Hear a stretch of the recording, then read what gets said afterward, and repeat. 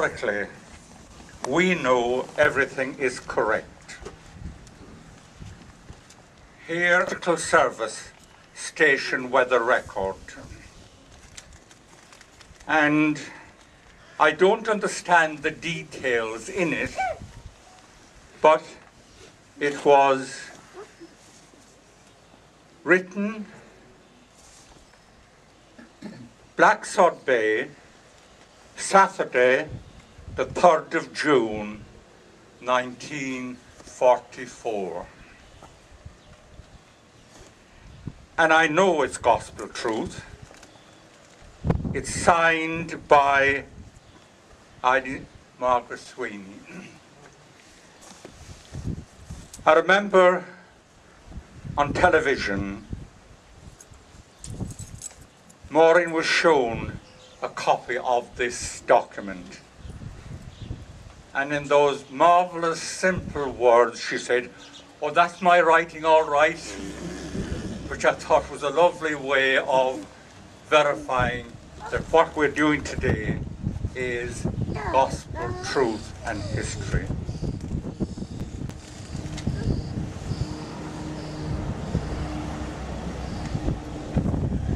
And with the helping hand of Fionn Thomas, Maureen's great-great-grandnephew, they will now unveil our little plaque.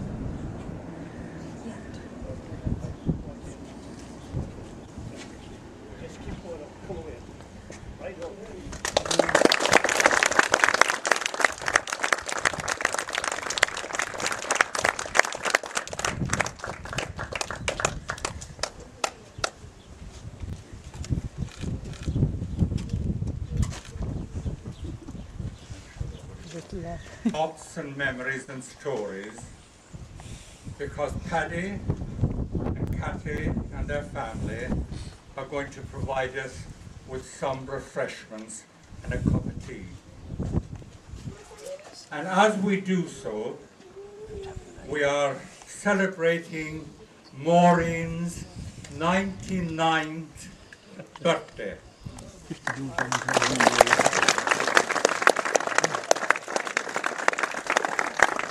On the 3rd of June, and she celebrated it with her family in Blacksod Bay. She won't mind if we're a few days late. And stonemason, who designed, crafted, and generally gifted this plaque to our community. Take care, be safe, God bless you.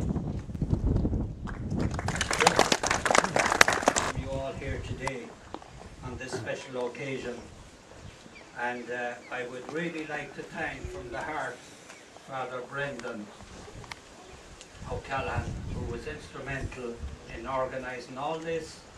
I would like to thank my good friend here, Leo Finucane, who prepared and made up the plaque. I would also like to thank Pixie O'Gorman for their streaming and video coverage. To my left, you can see the Mayo and Kerry flag flying in harmony. Now, I don't know what will happen next weekend. I think they might be blowing into each other a bit, but we cross that bridge when we come to it. So I would like to... Oh yeah, and Billy Scanlon, indeed, I spoke to Billy before.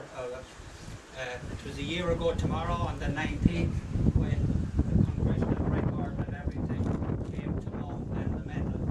And I would like to introduce Owen O'Hagan from Scariff.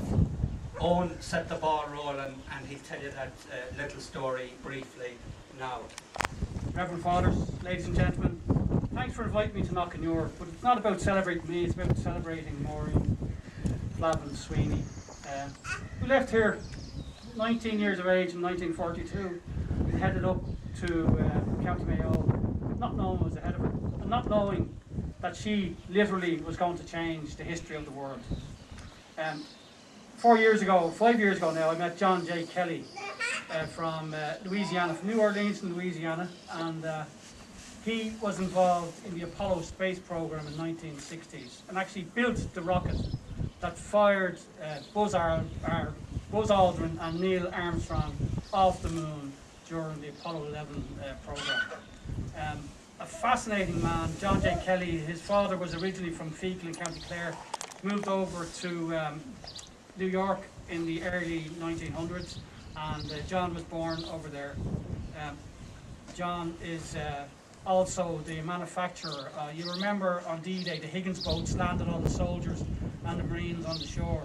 Well, the Higgins boats were replaced by these hovercraft that John designed with his company, and they're being used in both military but mainly in humanitarian reasons all around the world since the 1980s when they were originally built. John, I told the story to him 4 years ago about Maureen Sweeney, and he was very interested because he was formerly on the board of the World War II Museum in New Orleans, and he said, these people need to know this story because at that time they didn't. And he went back to New Orleans after me telling the story, and at the start of COVID he was promising he was going to come with his wife Pat and visit Maureen in Blacksod, but unfortunately COVID shut down the world, not just Blacksod, shut down everywhere, so he couldn't come, and he asked me to go and research the story of Maureen Sweeney and come back with some detail. This I did. I went up with a very good friend of mine, Mark Kelly from Ennis, who was the former chief pilot of Rescue 115 in Shannon. And we went up and met Vincent in Blacksod. And Vincent told me this fascinating story about his mother, about his father, about his grandmother, and about his aunt. Margaret, Ted, Francis, and Maureen, who during the war, on the hour, every hour, 24/7, reported the weather forecast to the Met Office in Dublin. And little did they know that this was being reported to the Allied command in England. It was particular significance when, in 1944, when the D-Day landings were being planned. They needed good weather, and Maureen's weather report of the 3rd of June, or 4th of June, 3rd of June I think it was, on her 21st birthday, changed the history of the war and saved hundreds of thousands of lives. And this has been said, included by General Eisenhower, who became President of the US because of the success of D-Day and the European landings. This young lady from Knockanure in County Clare changed the world. I have the jet lag my wife has come out. Very proud of your county here. But Maureen moved up from here, and she did literally change the world. And John Kelly said that the museum, not only the museum needs to know, they needed to know in the US Congress. And a very good friend of his is Jack Bergman, a congressman for the 1st area of Michigan in the US. And he took it on himself to get recognition by the US Congress for Maureen. And I should acknowledge Maureen, who's probably watching above in Blacksod. Good afternoon, Maureen. It's great to see you again. And this is all about you. It's not about me, it's not about anybody else here, it's about Maureen Sweeney.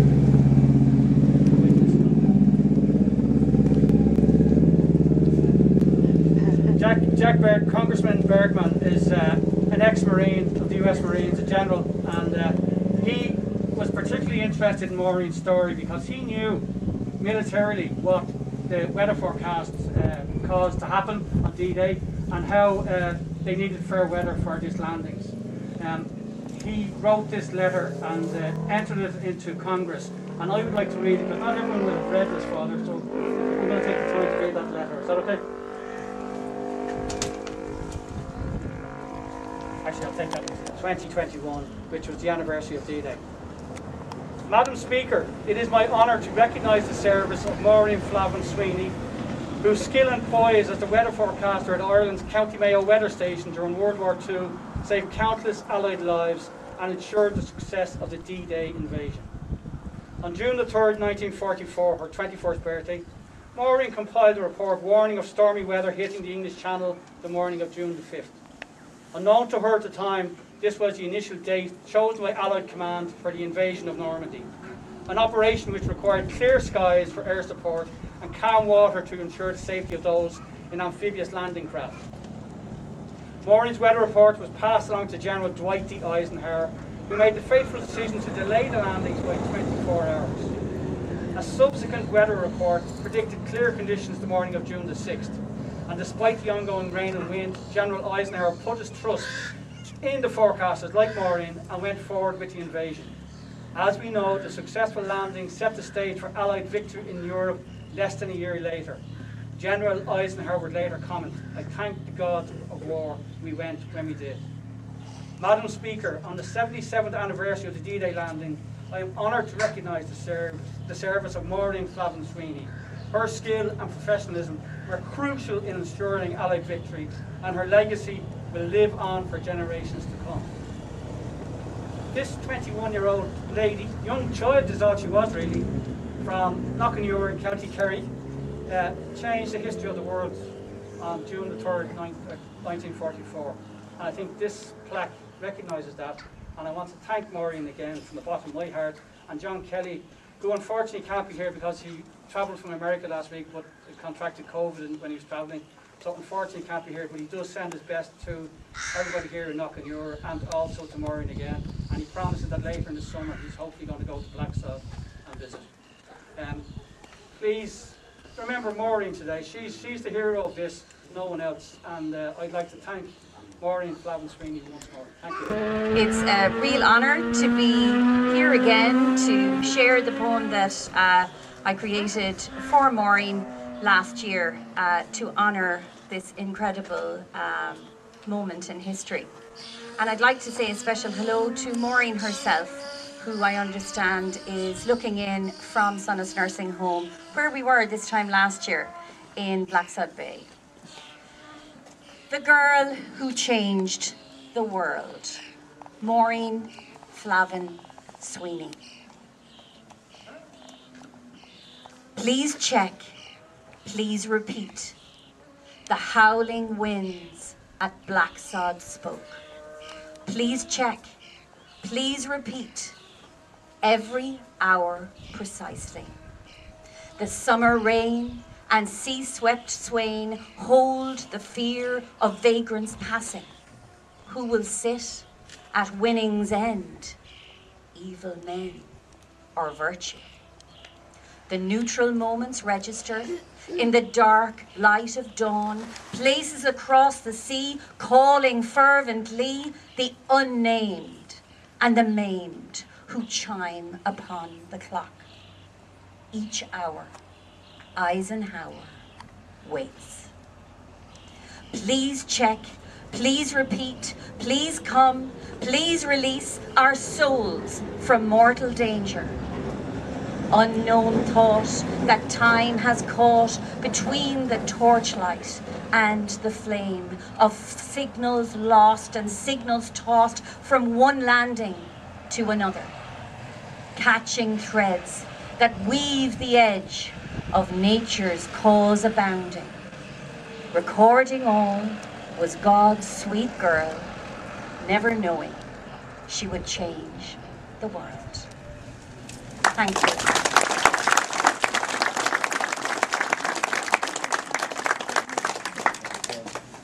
Centre tomorrow Sunday at 11 a.m. in the memory of the late Olympian Jerry Kiernan. So please attend that. Leo, I think you installed that as well, is it? Come on. So we're going to play a piece of music now. It was Boston City gave me birth so many years ago. My forebears came from Ireland, from Erris in Mayo. The place they born in Chip to leave, I've often heard